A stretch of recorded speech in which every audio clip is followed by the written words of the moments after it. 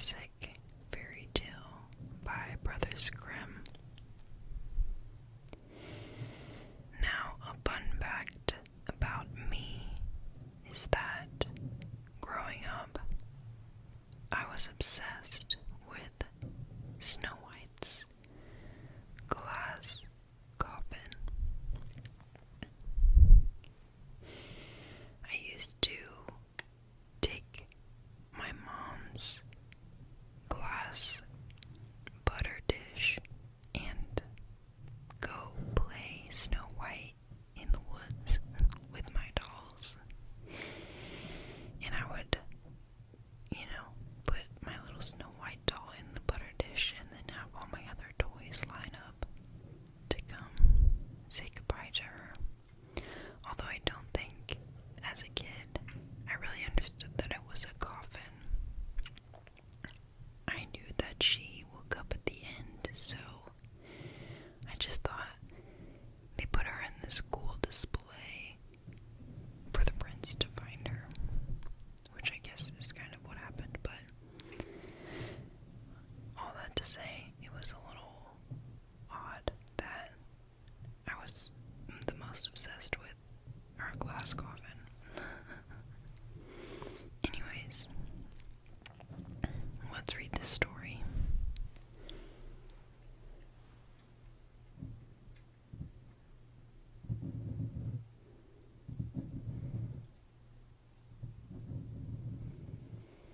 I need to find a better tapping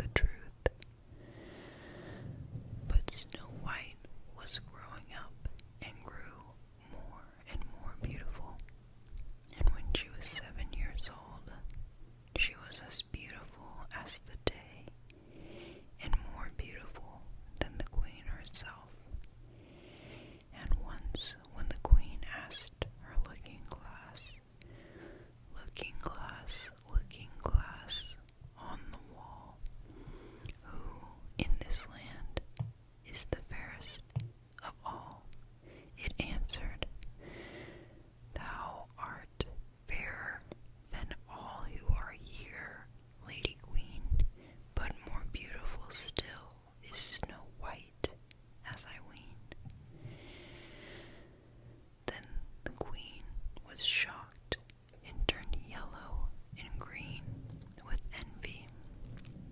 And from that hour, whenever she looked at Snow White, her heart heaved in her breast. She hated the girl so much, and envy and pride grew higher and higher in her heart like a weed, so that she had no peace day or night. She called a huntsman and said, "Take the child away into the forest. I will no longer have her in my sight. Kill her and bring back her heart as a token."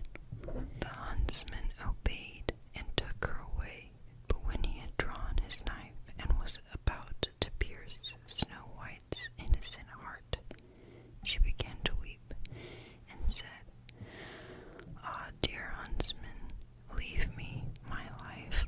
I will run away into the wild forest and never come home again." And she was so beautiful, and the huntsman had pity on her and said, "Run away then, you poor child.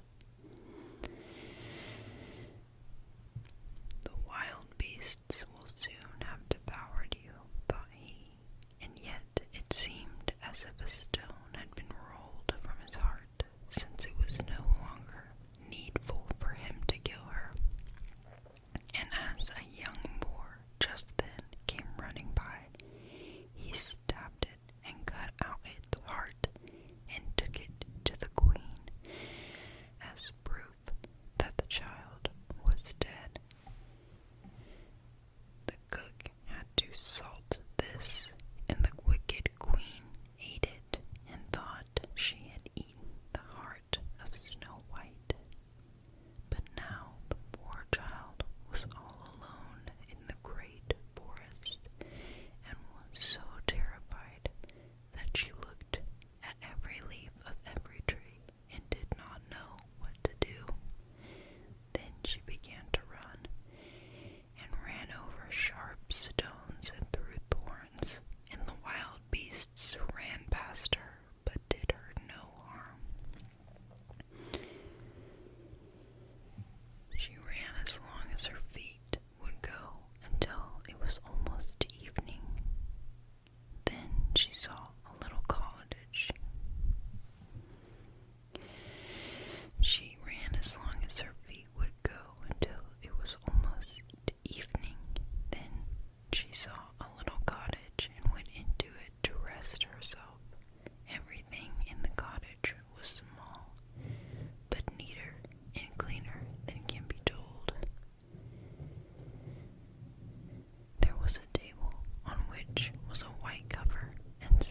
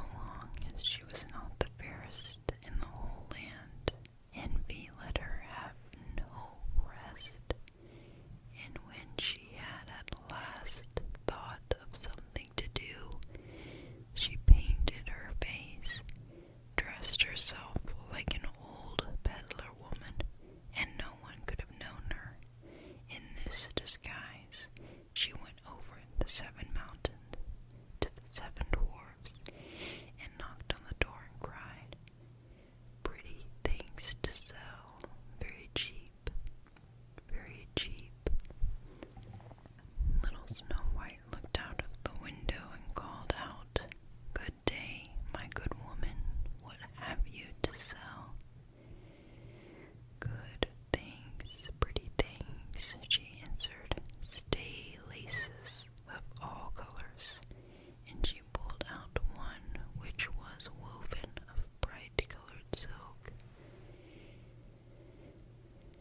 "I may let the worthy old woman in," thought Snow White, and she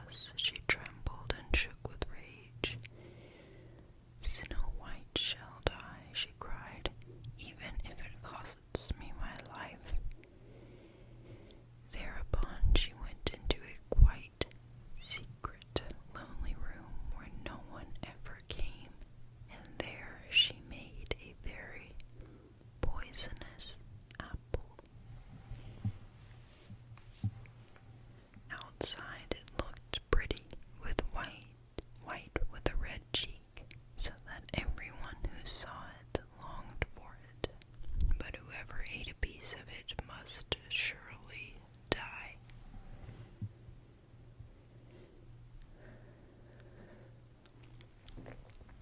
When the apple was ready, she painted her face and dressed herself up as a country woman, and so she went over the 7 mountains to the 7 dwarfs. She knocked at the door. Snow White put her head out of the window and said, "I cannot let anyone in. The 7 dwarfs have forbidden me." "It's all the same to me," answered the woman. "I shall soon get rid of my apples. There, I will give you one." "No," said Snow White, "I dare not take anything." "Are you afraid of poison?" said the old woman. "Look, I will cut the apple in 2 pieces. You eat the red cheek, and I will eat the white." The apple was so cunningly made that only the red cheek was poisoned. Snow White longed for the fine apple, and when she saw that the woman ate part of it, she could resist no longer, and stretched out her hand and took the poisonous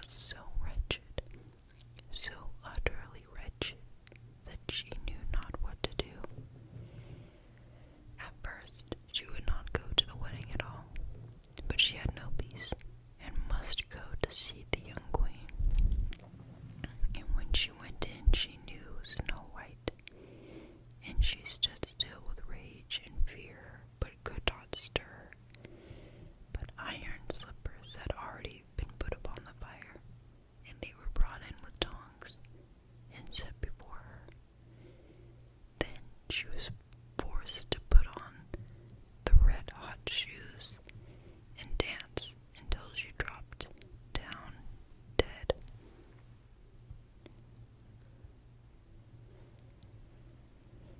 And that is the end of the story.